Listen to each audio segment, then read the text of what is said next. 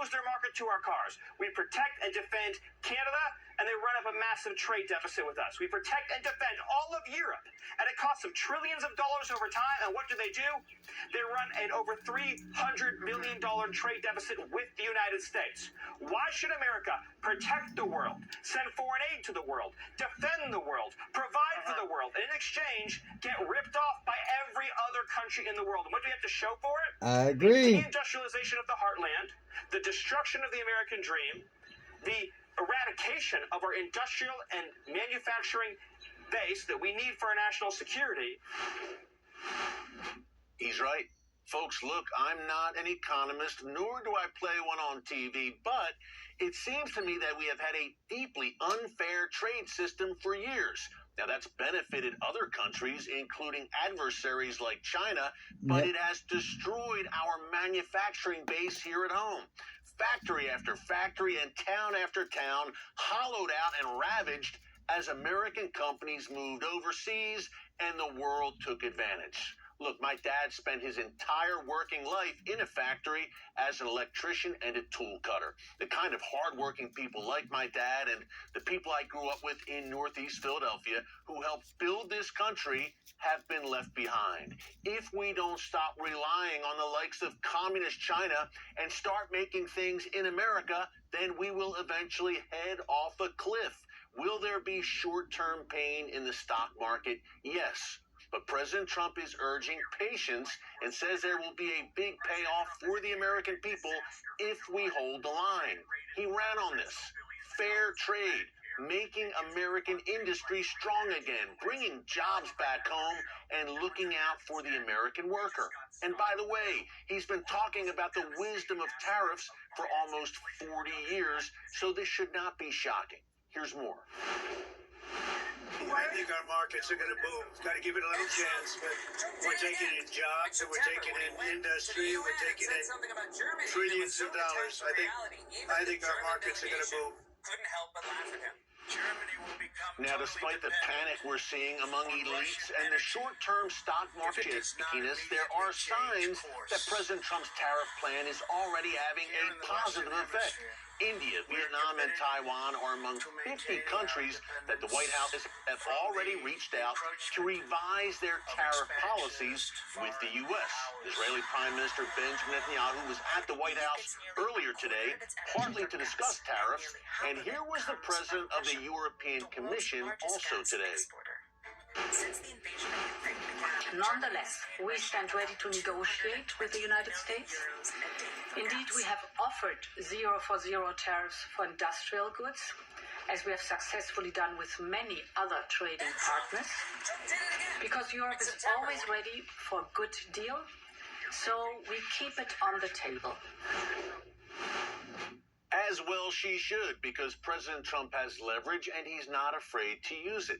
That's one reason why global elites and the left despise him and want him to fail. The same people who screamed about Wall Street billionaires and taxing the rich for years and who claim to stand up for workers throw a fit when someone actually does, because that someone is Donald Trump. Here's leading Democrats Chuck Schumer and Nancy Pelosi from years past sounding a lot like Trump. Take a look at these clips. Schumer from 2018 and Pelosi from 1996.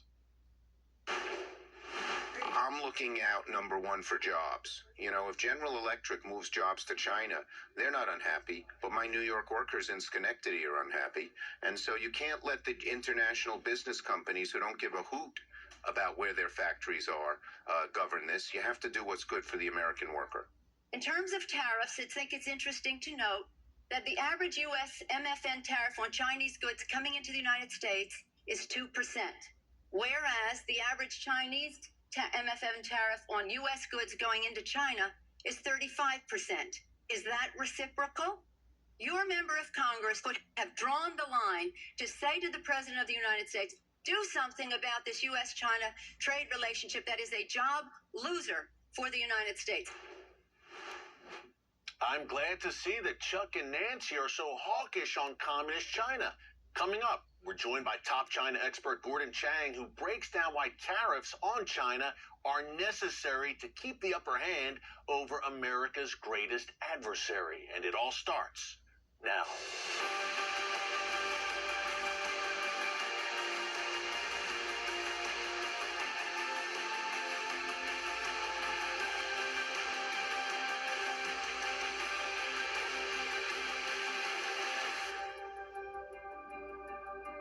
The gloves are off.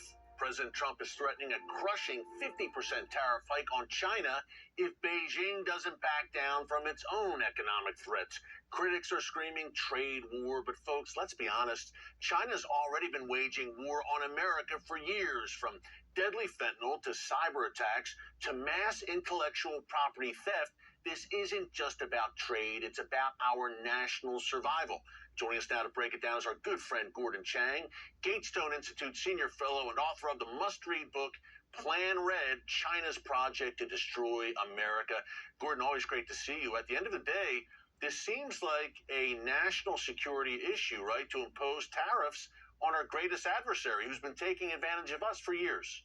Absolutely. And China's project to destroy America goes back decades, Eric, because they've been waging a trade war, a cyber war, all the rest of it. And so we shouldn't be surprised. And it's a good thing that President Trump is not allowing all of this to slide, as his predecessors did. So right now, we Americans have got to understand that the Chinese don't call us competitors. They don't call us adversaries. They call us enemies. And we need to understand the maliciousness and the determination that China's regime has to take down our country. Yeah, some critics are saying that, look, this will be bad for the American consumer, the tariffs on China. What are your thoughts on that, Gordon, the impact on consumers here in the United States as a result of tariffs? Well, there will be some impact in terms of higher prices, but we got to remember that, for instance, in the case of China, in 2018, the first round of President Trump's tariffs on that country, Chinese central government and also Chinese factories together absorbed somewhere between 75 to 81% of the cost of those tariffs. American consumers didn't feel it. And right now, China has even greater incentive to pick up the cost of tariffs. And we're already seeing that they're doing that by weakening their currency and also increasing subsidies to exporters. So right now, I don't think the effect is going to be that great. But in any event, we need to revitalize our manufacturing sector. That's going to help consumption when Americans become more prosperous.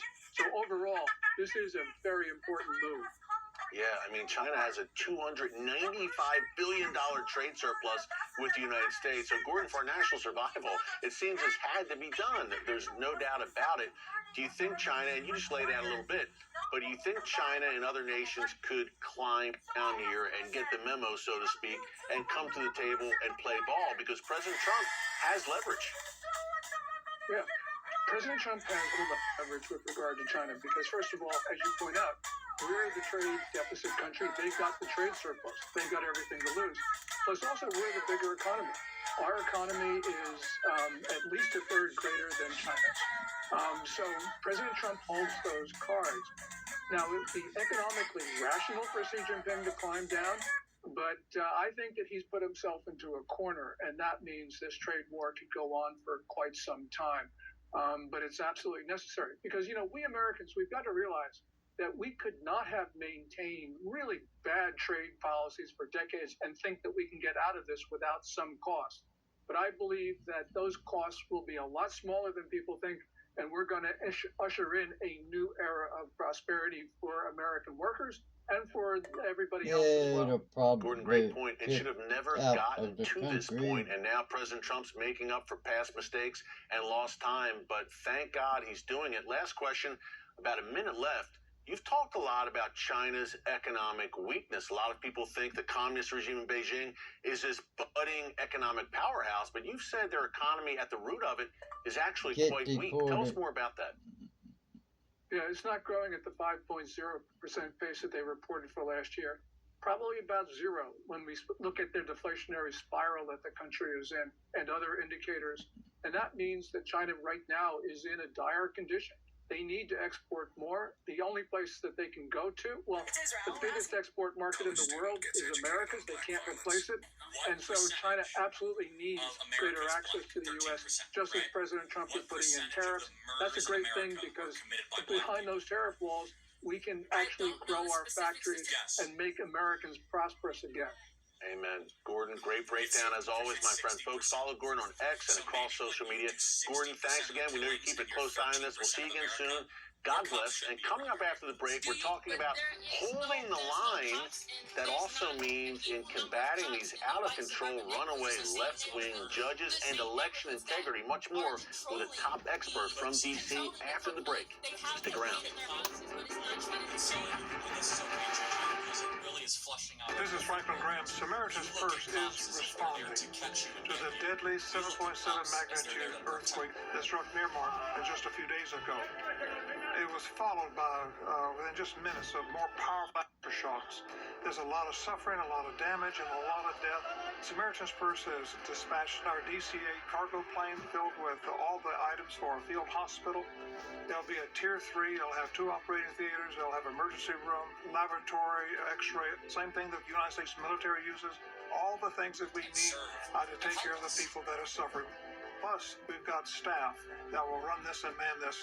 This is en route. It'll take us a few days to get it set up and get it running.